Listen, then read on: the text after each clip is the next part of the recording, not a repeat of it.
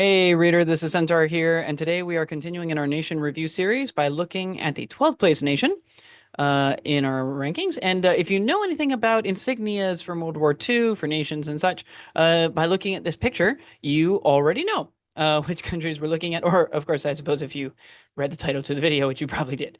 In this case, we are talking about Hungary. Now, at this point, we're in number 12. We are very solidly in the top part of the middle of the pack, which means you should expect that there are going to be one or two areas of weakness for a nation like this, but some pretty good all-around options everywhere else. And I think that's a good way of describing Hungary. Partially why I'm doing this review is because I have definitely seen people refer to Hungary over the years as kind of Germany light.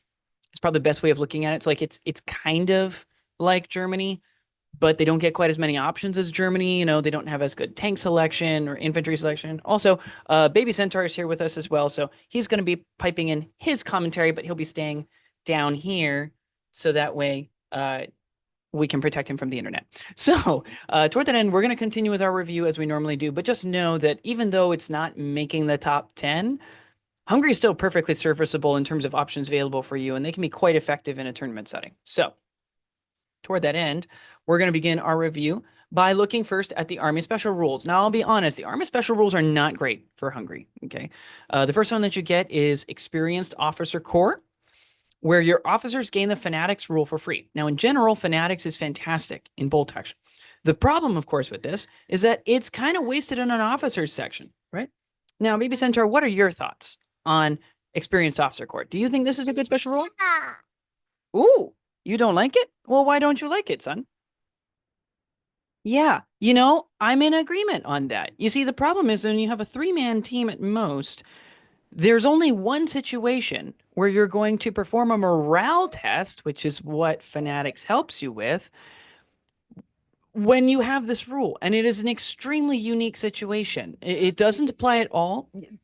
That's right. It doesn't apply when you lose half or more of your men, which is the overwhelming number of times that you would perform a morale test to see if you flee the field. The only time it applies is if you get hit by a flamethrower and you either start with three men and lose one, or you start with two men or less. Well, I guess two men and lose none, because even if you take just a solo officer, you're right. The rule doesn't kick in. It's crazy. So the Fanatics rule basically doesn't matter, right? This is a non-issue. And I think this is because Fanatics worked differently in first edition. And all of the books that have this special rule, which I think is just Hungary and Poland, they're both first edition books. Okay. So toward that end, as we're going into 2E, since this is primarily a 2E review with a 3E consideration at the end, just know this special rule is basically a non-special rule. It doesn't actually help you hardly at all. Okay. They do get Axis support, which again, we've seen before from, the likes of like Bulgaria and Romania, where, you can take a German or Italian unit, damage value 9 or less if it's a vehicle, or just not veteran, right? Both for vehicles and infantry or artillery alike. And that's a fine special rule. I think it's kind of boring, to be honest, and it allows for you to kind of make things that were historical in history, but also an easy way to make things that were not historical in history. So, 6 of one, half dozen of another. I don't really mind it as a special rule, but I'm not a fan of it because I feel like you can do better for thematically representing the people here. And as I mentioned in both of my past videos, so surprise, surprise, it's going to appear in this one as well for Axis minor nations that get the special rule. You could just as easily just put the German units that were supplied to them in their army list, and that would be fine. And then, make sure that you know that they just don't get Hitler's buzzsaw, right, or something like that, and you're good. But there's a secret special rule. Now, these come up every now and then in Bolt Action 2E, and I'm sincerely hoping that we don't have any of these super secret special rules in 3rd edition. So far, not really. We haven't really seen any of these. But I'd really like to get rid of these. And this one I call expensive pistols. Now, this we've already seen in Bulgaria when we did the Bulgaria review. And, son, please stop skipping through the slides. Now, this we've already seen from Bulgaria when we did their army review. And this is where the cost of an infantry section is exactly the same as if every man had rifles. Probably a copy-paste from another army in the list. But then, because the NCO starts with a pistol, it means you're paying three extra points for a pistol that you would otherwise not pay. Suffice it to say, this counts as a bad special rule, and honestly, one of the worst special rules you can have as a nation. As we look at headquarters officers, we get into a difficult situation. We have an experienced officer corps, right, for Hungary. And so the result is, much like Japan and Finland, they can't take inexperienced officers. So because of that, there isn't the opportunity to save yourself sometimes quite a substantial number of points, almost 20 points, just by taking them inexperienced as opposed to, say, regular, right? And if you're trying to play it more thematic and you're taking veterans, I mean, you're really shelling out points by comparison to what you could have done with inexperienced troops. So toward that end, I'm not gonna lie, not great. Okay, for how they all work out. When you look at forward observers, they're good. Mostly because you can only take artillery observers. Artillery observers were, I think, the stronger form of observer in second edition, mostly because they're less likely to hurt yourself. Their medics are fine. You get access to veteran medics. You don't get access to regulars, so you can't save yourself some points. I have not personally found medics to be particularly effective. We'll be talking about medics in about a month in the Are They Good or Bad series. The unit review series that we do here on this channel.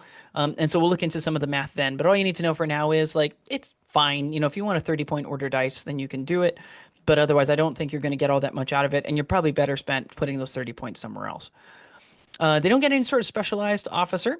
And so from an access support perspective, honestly, I would just skip this one. You're not going to get anything effective. I don't think you can take a second officer, second, like a, lieutenant or something like that in your list. And so because of that, I think you can probably skip on this.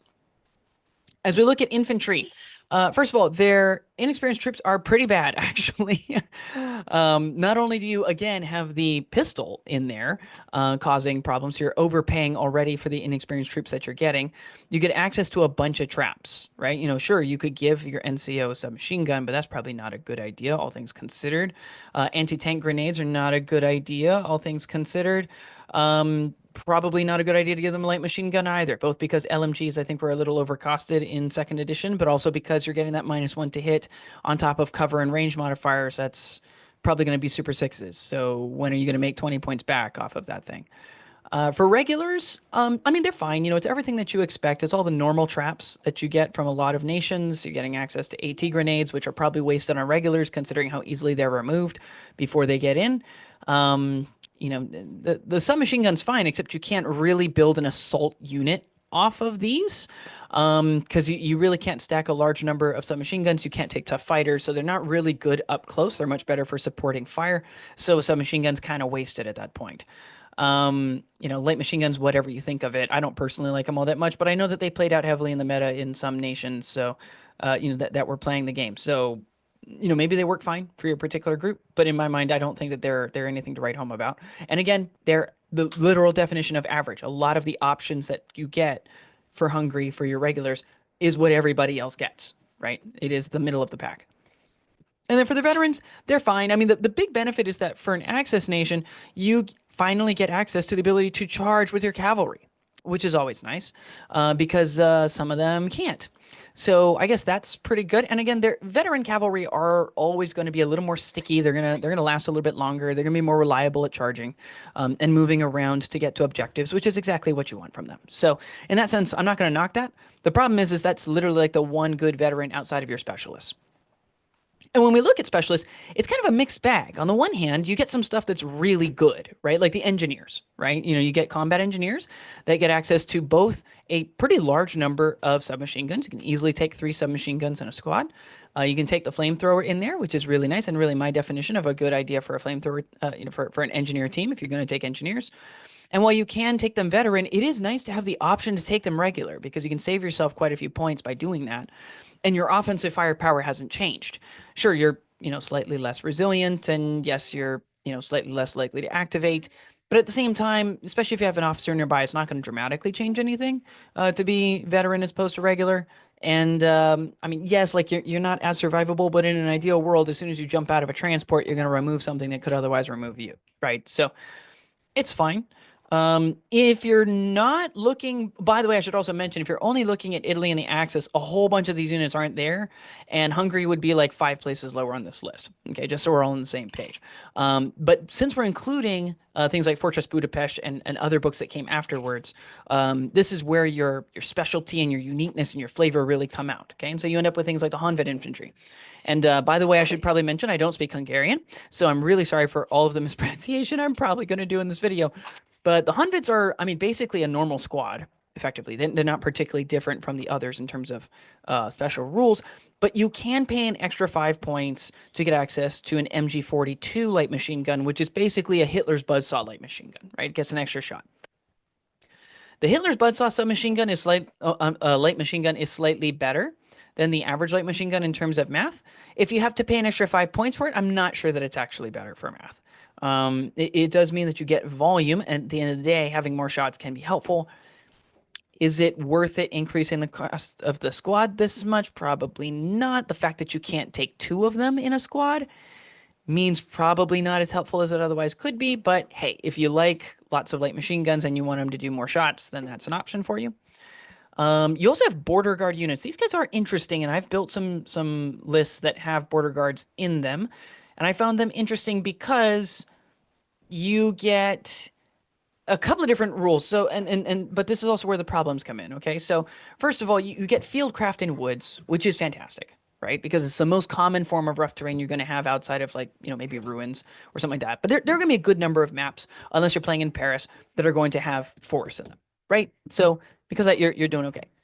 You then also have you have the ability to outflank without the penalty, which is nice. It's nice to have if you believe in outflanking. It means you're not going to use them for the first two turn of the game, so it is advantageous. It can also be problematic. You also get the benefit that you can deploy these guys if you're not outflanking and you're actually just deploying them. You can deploy them after enemy and all of the other units have deployed, which I think is actually their strongest benefit. And the way that I use them as supporting fire infantry, and you place them down, but now you've seen where all of the enemy mortars and related spotters are, you've seen where the enemy's auto cannons are, you've seen where their machine gun heavy tanks are, and then you can place these like two squads in a place that's pretty safe from the threats, but is still useful for you, right? Again, it's pretty situational just because it does heavily depend on, and it's going to be more effective based on what your opponent is running. And it is going to be highly situational to the scenario because deploying after other units on a scenario where everyone's coming in on first wave is not so helpful. And in the case of something like key positions, which is, I think, the most commonly used scenario period in bolt action, you coming in on first wave. So, I mean, it is useful. I don't want to knock these guys. It is, I think, also one of the few instances where you can get Shirker regulars, which is interesting. It reduces their cost, which is always nice. It's always nice to have it a little cheaper. And since they're regulars, they are more likely to pass a Shirker order test, even when they don't have pins, than somebody else, which is nice. I don't think I like the fact that they doubled their pins for the purposes of like morale tests and stuff like that. Because 9 is not particularly much better than 8. It makes you technically one turn less likely to run away, right? It takes one more round of shooting, one more unit targeting you in order to make you run because, the joy of odd numbers when it comes to things like this. But in general, like you can take them. I have not been particularly pleased. You are paying points in order to get them there because, border guard infantry who are shirkers cost the same as other standard regulars, right? Because they've got all these extra special rules that they're paying for. So they start at like 12 points per man. They go down to 10, right? So on the one hand, shirkers is nice because it does bring your cost down. On the other hand, it's not like it's bringing you down to 8 points per man. So cheaper than your average regular. Okay. And so at that point, I guess I'm wondering if I'm going to take regulars for the cost of regulars, why wouldn't I take engineers? Right. So anyway, it's just things to think about. There's one more unit that is worth looking into, and that's the gendarmerie. And the gendarmerie are, I think they're like military police, effectively. They were designed kind of to, both hold the line, but also to kind of keep units in the field and maintain orderly discipline throughout the army, which is important. And they're interesting. They're actually really cool because they get a special rule. You can only take them regular, but they allow infantry and artillery, so not vehicles, who are within 12 inches of them to re-roll failed morale tests. which is kind of cool. It's kind of a localized version of the Polish Army Special Rule. So, you have to have these units on the field in specific places. So I probably wouldn't put these guys on outflank. I try not to keep them in reserve. You want them amongst your troops if you can. So there's a little more strategy to it, but a pretty useful benefit, all things considered. So it's, as I mentioned, it's kind of a mixed bag. Like, you have some really good options, some really interesting options. It's all very thematic options. But you also have some duds, in my opinion. Things that are like, they look interesting, they look appealing, but I probably wouldn't take them. From an access support perspective, though, this is what makes it interesting, because what you really need in this group is you need an assault unit. I mean, that is like number one, the big thing that you need. And the only thing you really have is a cavalry squad. What do you want to tell the people, son? Oh, oh, that's an interesting thought. You think we should just take Volksgrenadiers instead of trying to find an assault unit? That's actually not a bad idea, son, because they start inexperienced, but they could become regular. They could even become veteran. And they do get access to an awful lot of weapon types. You could even put some Panzerfaust on these guys if you really needed to. It's pretty cheap. I don't know necessarily that I would, but if I was looking for an infantry section, that's probably a good choice. A plus. When we look at team weapons, I think this is where, by the way, you're going to actually find that access support becomes more useful from this point onward. Okay. First of all, in terms of team weapons, you're going to see, as you just look down the line, it's a lot of average. A lot of other nations have the exact same things, right? So we have a, standard 30 caliber machine gun team. We've got light and medium mortars. Your AT teams range from anti-tank rifles, which are cheap, pin generators, not particularly high penetration, and Panzerschrecks, which are very good at penetration, but they are very expensive, and they have to get within 24 inches, so they do have to get in kind of close to enemies. I think it's a style thing because of the fact that Hungary doesn't have like massively expensive units, and they especially don't have very expensive tank choices. I think that you could afford to take a Panzerschreck team if you really want to. I tend to find myself going for the anti-tank team, anti-tank rifle team, just because it saves me like 50 points. But one could do it either way. And so I like the fact that they give you the flexibility, right? It isn't like some nations where they just get access to the Panzerschreck. And so if you want an AT team, you have to pay through the nose to get it. I'm not a big fan of that. You get, regular and veteran snipers. You get regular and veteran flamethrower teams. It is nice that they do get flamethrower teams. That, I believe, only came with, it was either an errata or it came with one of the future books. So if you were just playing with Italy in the Access, you wouldn't have access to that. But they do get access to it. And they don't get any sort of specialized weapon teams. For access support, honestly, I think you go one of two ways. You either take a second mortar for doing counter battery fire and preventing people from camping on objectives, or you could do another flamethrower team if you really wanted to. And this would give you, admittedly, you'd probably want like transports for both of these. So you are adding extra cost elsewhere. But I mean, you could run another one and run, say, if you're running it with engineers, you could go a very solid barbecue build where you're running 7 flamethrowers if you really wanted to, which is not horrible. So, and again, also relatively cheap, right? Like, you could technically get a flamethrower in another way. You could take like a Flampanzer or something like that. But for only 50 points regular with access support, that's a very cheap way to be able to add in another one that other nations are not going to have access to. As we look at artillery, I mean, your howitzers are good. You get all 3 types of howitzers at all levels of experience. So depending on what your style is and your flavor is, you could take one of those. You don't get access to spotters on light artillery, but that's normal. So that's fine. It's not a knockdown for them. You got anti-tank guns. These are, I mean, they're fine, but they also start to get pretty bad because they do go all the way up to heavy AT guns. And I think at a point, like, you can make an argument for medium AT guns, but once you go above that, you're paying so many points just to be headhunted by mortars is really what's going on, right? And if somebody does swoop around with a heavy, with a machine gun loaded tank, you might lose the AT gun before you even get to do anything with it, just by law of averages. So, like, how much is it worth? 50 points, 70, 75 points, like, that's fine. Like, you can defend that. I don't think I would personally take that with this list. And that's mostly just because of what Hungary does really well. I think you should lean into what Hungary really specialized in, which is heavy autocannons. And so I would just go the anti-aircraft route, and I'd take the Bofors and go for your 40 millimeter heavy autocannon. That's what I would do. For rocket launchers, you don't really get access to a rocket launcher unless you take a Nebelwerfer or a Howling Cow or something like that through access support. Okay, so just keep that in mind. Technically they don't get rocket launchers, but if you're willing to spend your access support slot there, you can get access to one. If you're not going to use access support there and you do want to use it on artillery, honestly, I would seriously consider looking at like a Flak 36 anti-aircraft gun, which is another heavy autocannon from the German list.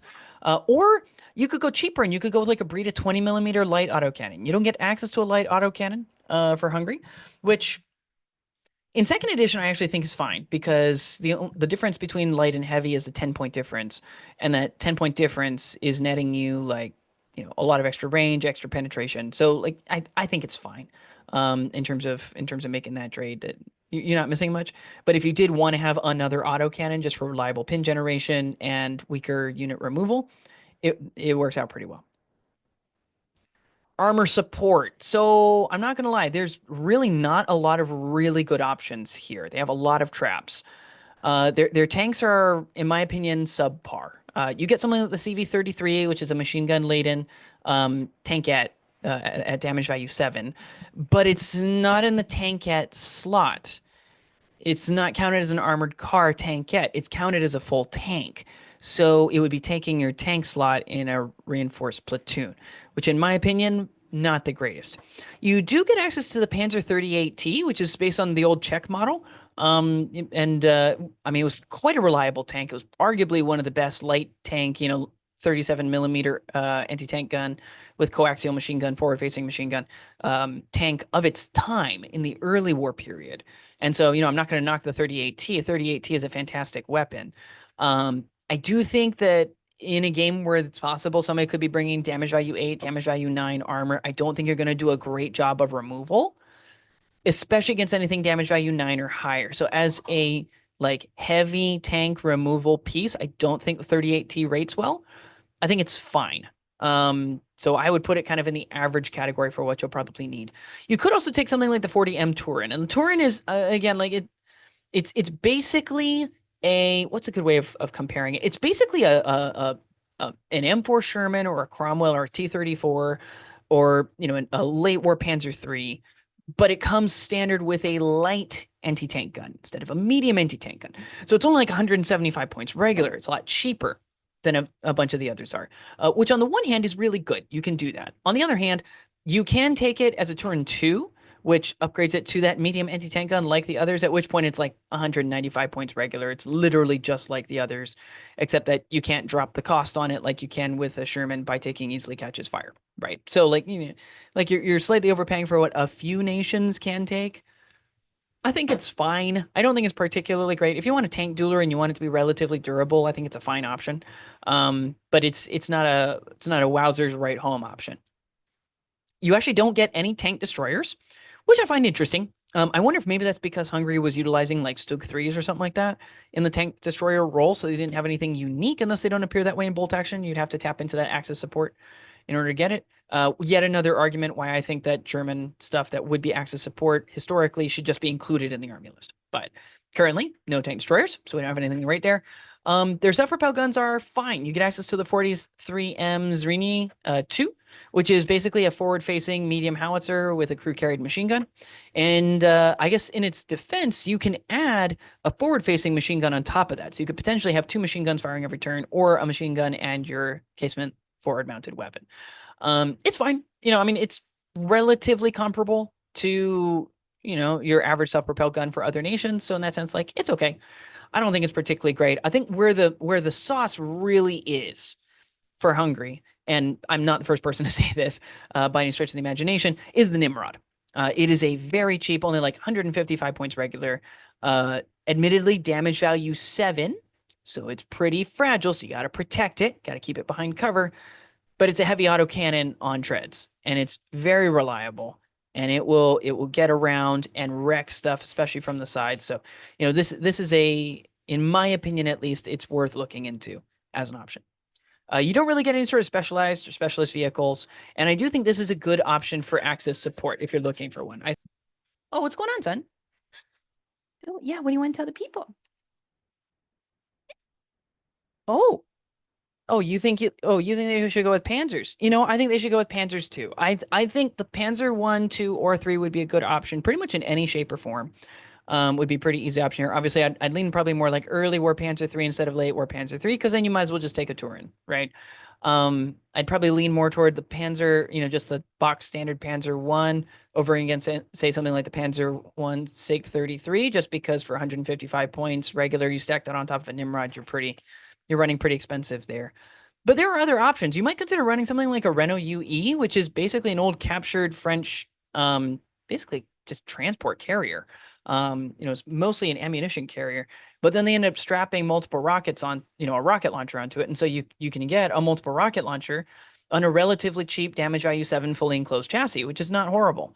You can also get things like an Ostwind. An Ostwind is basically another Nimrod, effectively. It's yet another heavy autocannon on treads. You could go the Italian route and you could take an M1542, which is, a machine gun heavy, damage value 8, light AT gun sort of tank. Which is fine. Combine that alongside something like a Nimrod or a Turin or something like that. And, you've got decent shots against armor, but you also have good shots against infantry.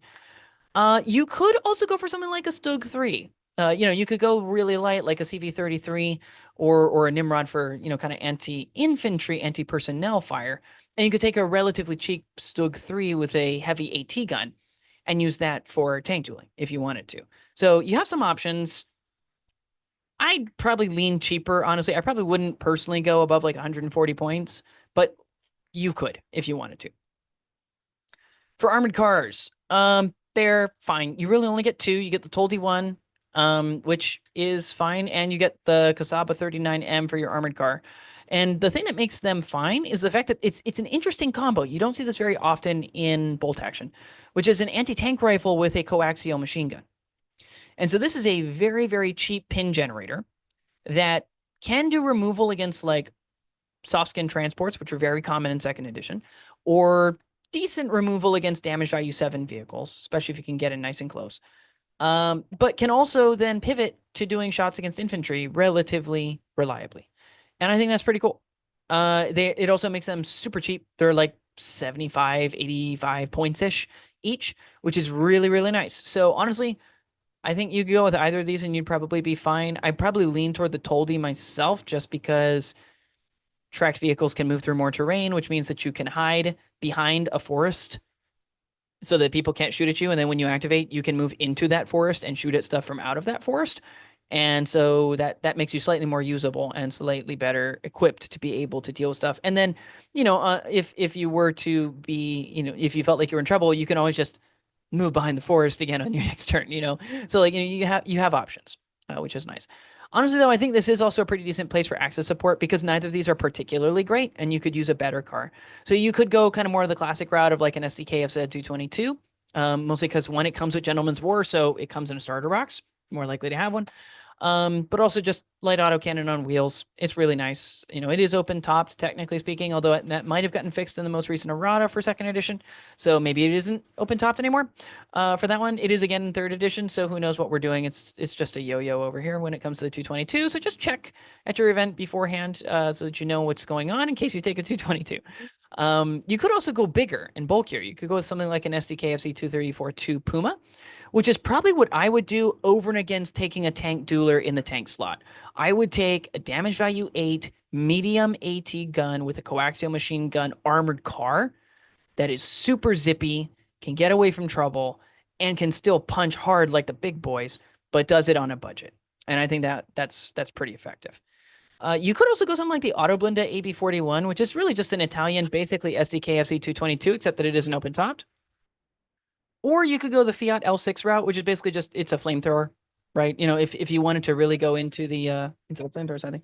Yeah, no, yep, you could do a flamethrower. It's a tiny little tank too. It's your favorite kind. I mean, it's fine. It's you got to be careful with it because you do have to get it within 12 inches, and it's not particularly durable. But hey, if you're looking at going the barbecue route and you want to go all in, gives you access to a barbecue vehicle for relatively cheap. And then when we look at tows and transports, honestly, there's just not much to see here. I mean, it's basically the basic, common style vehicles and stuff like that. You could technically take access support here, and you could take something like a Hanomag or even a Landwasserschlepper or a Protetto or something like that, if you really really wanted like a big or interesting transport. But honestly, I think you're wasting your access support if you do that. So I would just skip it here. I don't think it's necessary. And so when looking at the best choices, honestly, for infantry, I see engineers. I wouldn't even bother with supporting fire stuff because between all the heavy autocannons you could potentially have, and snipers and AT rifles and stuff like that, I think you're going to want to have some of those lanes open. And so I'd probably just lean heavy into engineers. If you want to take one, maybe two squads of supporting fire, you can. But I feel like they might just get in each other's way, especially once the flamethrowers start getting in and they're going to be blocking some of those lines of sight. I think, go for the mortar, take a flamethrower because flamethrowers are good. I would probably lean toward the AT rifle over the Panzerschreck, but depending on your strategy, if you're trying to actually go for removal instead of just pin generation, then AT rifle is not going to do the job for you, and you might need to go heavier. I think you should go with heavy autocannons. I think your artillery support choice should basically always be a Bofors. Take the heavy autocannon. Basically every time. You don't get anything particularly special out of your artillery. You don't get anything really special out of your AT guns. So do that. Couple that with a Nimrod. Maybe another in some way, shape, or form through axis support. And just go for a lot of long range pen plus 3 shots and keep those damage value 7 or damage value 8 chassis with the heavy autocannons alive by just keeping them far back and inflicting that -1 to hit penalty for long range and possibly pen -1 for being at long range. And then I think you're going to need trucks and cars. Okay, I'm just going to be honest. I think between moving up flamethrower teams, engineers, you're going to need some trucks. And good news, trucks, if you look at the right places online, for those of you who are in the Facebook group, you know exactly which trucks I'm talking about. You can find these things for super cheap. And so to give you an idea of a sample list, here's probably what I would do, not necessarily a meta optimized list, but to show you what's possible. It's 16 order dice at 1,000 points. I would take my second lieutenant regular because I have to. That's the lowest I can take him. I spent the minimum number of points on that squad as I could. And then we took 4 infantry sections, all of which are just 6 assault pioneers with 3 submachine guns and a flamethrower. Taken regular to save us some points. And then we've got ourselves a regular AT rifle team, regular sniper, a medium mortar taken inexperienced because that's the way I like it. I took a veteran flamethrower team because I had the points, so I figured why not? It's okay. And then I also took, for my axis support, I took a Flak 36, so a heavy autocannon artillery option alongside a Bofors 40 millimeter, so we have 2 of those running behind to help screen us. I took a Nimrod regular, and then I took a Toldi 1 tankette, along with 1 civilian car to take the lieutenant and the flamethrower team, and then 2 trucks, purchased regular with machine guns on them, to each carry 2 engineer sections. So you're moving up all 5 flamethrowers and a lieutenant in basically a terror ball, and you try to move and drop, move, drop on the first turn, and get right up in there with the flamethrowers. Is it going to always work on stuff? No, it is not. This is an effective army for clearing out forward deploying scout based groups, though. If your opponent's running one of those like Soviet scouts lists, or they're running like native scouts or something like that, where they're deploying really far up with a lot of men, this could be a great way of removing that. It is also a decent way of getting rid of Japanese anti-tank guys that have forward deployment. Because you can run right up, start hitting them with stuff, and while they probably won't run away, in an ideal world, when you got those one-man squads, you only need to sneak 1 wound in, right? And I think that these guys will do a pretty decent job of that. So I think it has solid counters to a number of different things. Really, the heavy weapons in general, all that supporting fire is really not actually designed for armor. It's really designed to counter enemy infantry. And the flamethrowers, the 5 flamethrowers that you've got in the list, are actually what you're supposed to use in order to remove enemy infantry. And I think for that, enemy vehicles. And I think for that, it'll actually work out pretty well. So as we look at 3rd edition, how have things changed so far? A couple things. First of all, without a doubt, roving patrols is more useful than experienced officer corps. And that's the big difference as it comes to the Army special rules. On the one hand, that's good because the ability to say opponents can't outflank, opponents don't get to forward deploy their units, can really, really throw off certain armies. I mean, it can really hamper Finland. It can really hamper anybody who relies on forward deployment, or they were planning on outflanking something to keep it safe in order to get it up and close into the enemy. On the other hand, I don't like the fact that this just makes the special rules for Bulgaria and Hungary a copy-paste solution. Not a fan of that. Because they should feel like different armies, and there should be a reason for me to collect one over the other, because otherwise, as noticed by the fact that Bulgaria was the 2nd army in this ranking system, I don't think there's a lot of reason for you to play Bulgaria. they don't really get anything special because you might as well just play Hungary. Argue whether you not, argue whether or not, and we'll talk about this in a little bit, whether or not Hungary is Germany light. It makes Bulgaria Hungary light. There's no doubt about that because it's just Hungary with less options. They did, however, in their defense, they did fix the whole expensive pistols issue. So now all of the squads do have a -1 point cost for the pistols. It's a shame that it's only 1 point now instead of three, so you don't really feel it all that much. But hey, you're not overpaying for pistols, so that's always nice. You do still get flamethrowers, and you can still take quite a few of them, though obviously they got nerfed in a couple ways. One, you have to take a whole separate platoon in order to take engineers, which is fine. Second, you're paying an extra point to take them as engineers so that you can take them with the flamethrower. Okay. Three, the flamethrowers cost more points now. So they're not just the 20-point upgrade that we saw in second edition. Fourth, they have a pen +2 instead of a pen +3 now, which means that a veteran heavy tank is actually immune to flamethrowers. Not that you're too likely to see too many of those, but you might. And if all of this weren't enough, they now run out of fuel on a 1 or 2 instead of 1. So you're about twice as likely to have it run out than you were before. So, like, I mean, it's a lot of nerfing. Honestly, nerfing that I think had to happen to flamethrowers. I'm not sure necessarily all of it needed to happen. Maybe they could have stayed at pen +3. I don't know. I don't really have a dog in the fight because I don't really care about flamethrowers. Like, I'll run them sometimes, but I'm not one of those people who believes that my army is completely screwed if I don't have flamethrowers. But it does mean now that in third edition, the flamethrower is less powerful, and thus the go-to option, as you saw from my list in second edition, is now gone. I think that's by design. I think that's intentional, and I don't think that's wrong, but it's something that Hungarians have to take into consideration. For what it's worth, though, for as much as people will talk about losing options in the Get You By PDFs, and we did, because all of those flavorful infantry, pretty much gone except for the engineers, we do get the option now of a mace thrower and a Nebelwerfer. And both of these appear in the artillery options, which means I don't necessarily think the Bofors heavy autocannon is the way to go necessarily. You could take a Nebelwerfer, which is a multiple rocket launcher. Rocket launcher's also got a bit of a tying back, but I think they needed that, to be honest. Honestly, not much. It was basically just a change in minimum range. That's all they got. Now they got a minimum range of 36 inches instead of 12. So it's not that big of a thing, but it does impact the way that you use them, and it impacts their play.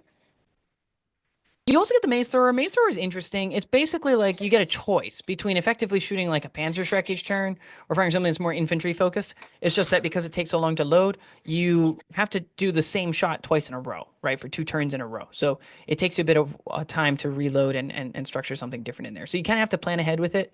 I think it's fine. I don't think it's necessarily the go-to option. I'd probably still take a Bofors over that, but I'm not entirely sure.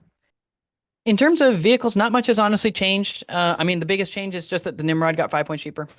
So yay, I mean, it's a nice round number now. Um, I mean, it's not much, but I mean, hey, 5 points is 5 points. You can use that elsewhere.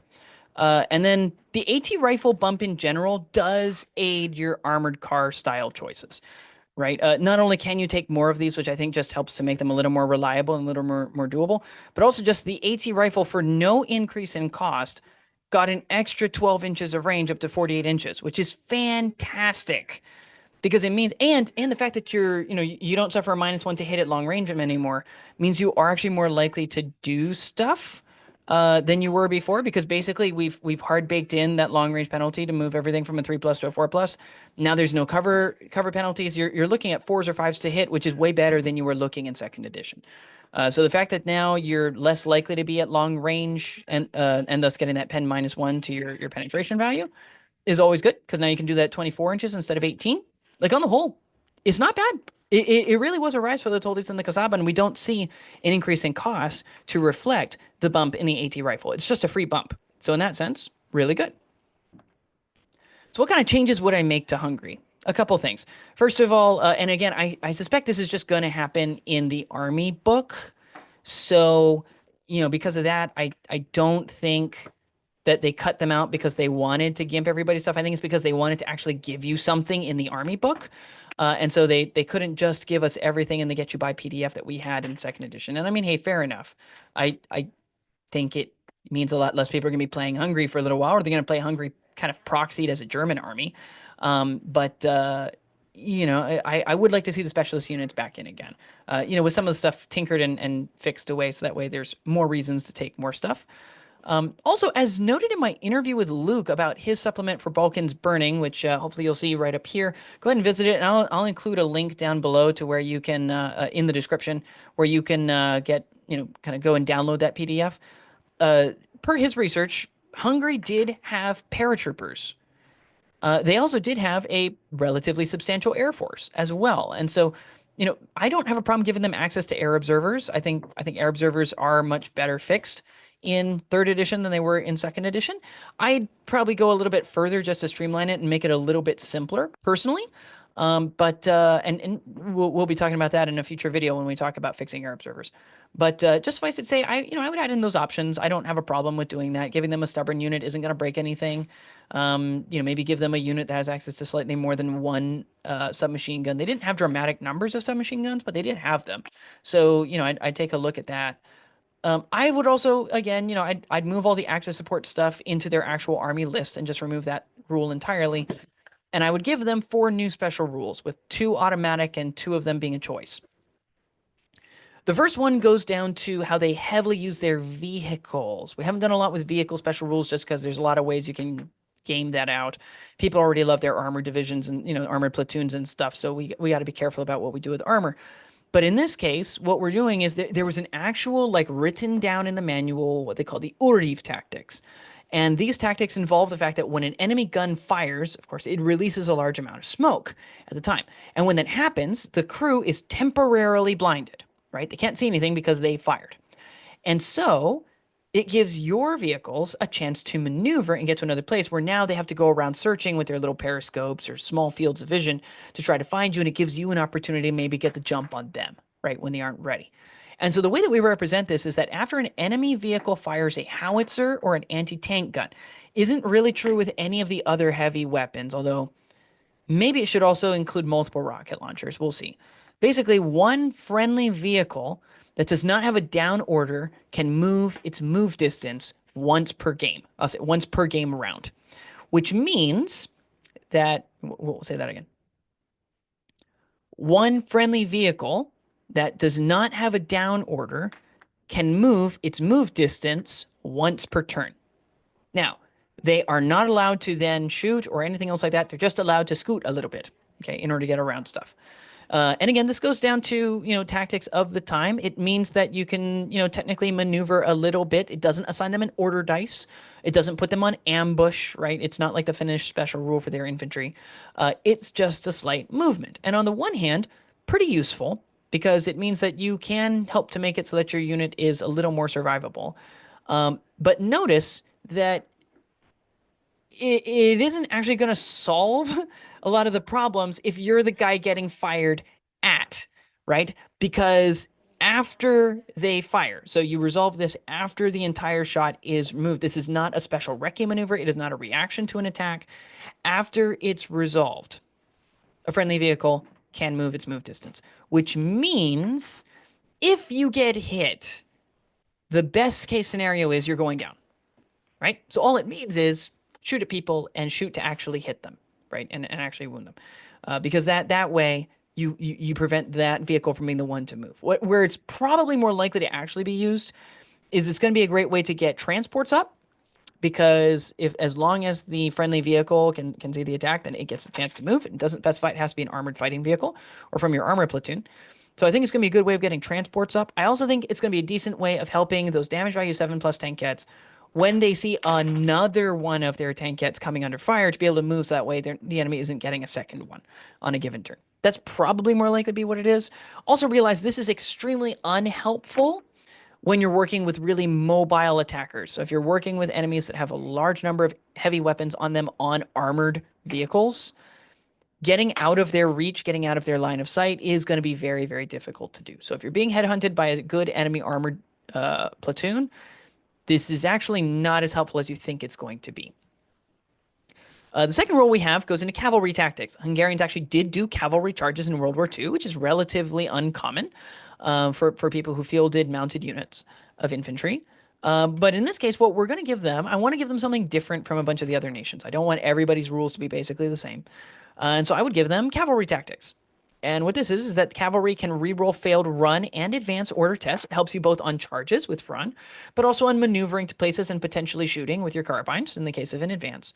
It could also just be that you can re-roll a failed order test if you just need to get a cavalry squad onto an objective, right? You're already starting at a morale of 10, possibly more if there's an officer nearby. And now, even if they start stacking pins on you, you have a way to be able to re-roll those tests. That doesn't require you to be near somebody. It doesn't require you to be in a specific part of the board. You can just do it all the time. In addition, it also makes it so the defenders do not benefit from defensive positions when they're assaulted by cavalry, so the attack would be considered simultaneous. It doesn't give you the advantage. It doesn't mean that you get to attack first, but it does mean your opponent doesn't get to attack first against you, right? So that's quite useful. It also doesn't prevent things like reactive fire, right, or anything else like that. But this, I think this is a useful way of doing cavalry, and it's going to be different from what we're going to be doing with stuff like, for example, the Italian cavalry as well as the Polish lancers. You also get a choice of one of the following two, and it depends on what you really value. Okay, the first is the border guard division, and this one simply gives your infantry and artillery fieldcraft. So you get the ability to be able to move through rough ground as if it's open ground, obviously within reason. So maybe artillery can't move through water, for example. But it gives you the ability to say, hey, what I really value is mobility. I want to make sure that my cavalry can get where they need to go. I want to make sure that my artillery have the ability to move out of a dangerous place or into into a place of better cover if they want to. It's also mostly designed to be like, okay, the area around the borders of Hungary is an extremely mountainous terrain, and actually your common soldier actually quite a bit of experience having to work in mountainous terrain. And so this is designed to reflect that, where if you were stationed along the border, this would be how you had to learn to live and act. And your second option is more defensible. And this is the Budapest defenders. Budapest was heavily bombarded by the Soviets when it all came down. And because of that, I wanted to kind of show that stick-to-itiveness that they had while giving something that's relatively unique. And so in this case, Hungarian units that are not unreliable or shirkers. So once again, a reason not to take your units as shirkers, but it also means this applies to vehicles, it applies to infantry, artillery, everything. They suffer one less pin from any attack to a minimum of one. So all of those D2 pin weapons, autocannons, light howitzers, light and medium mortars, no need to even roll for D2 pins. You're getting one. D3 pins is more likely to do one or two than it is to do two or three. Sturm Tiger is still going to be a problem, but who cares? There's just only so much you can do about that. And it does also mean people who are paying for a lot of, like, say, machine guns or AT rifles or stuff like that are only doing one pin.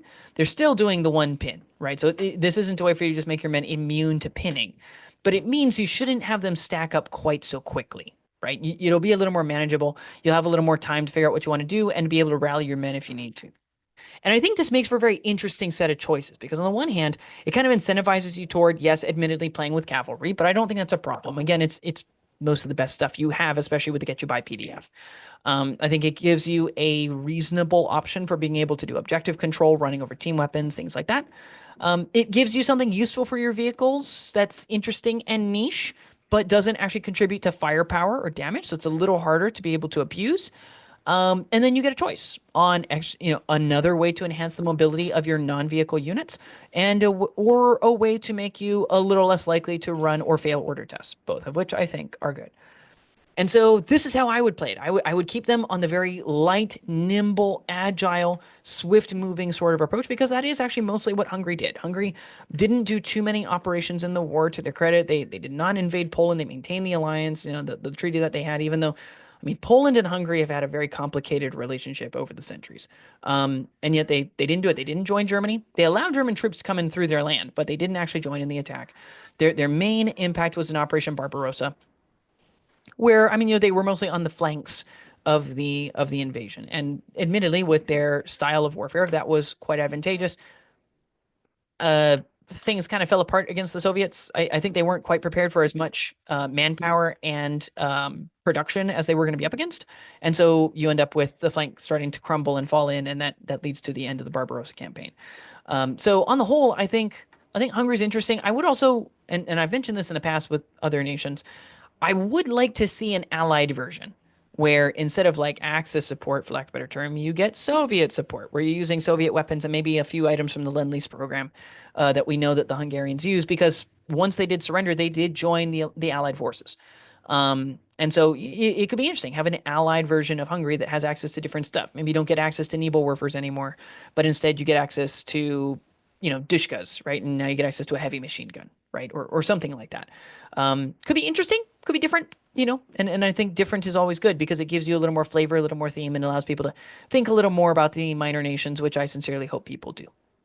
But what do you think? Do you think some of these are too strong? Do you think this is too crazy? Have we gone off the edge here?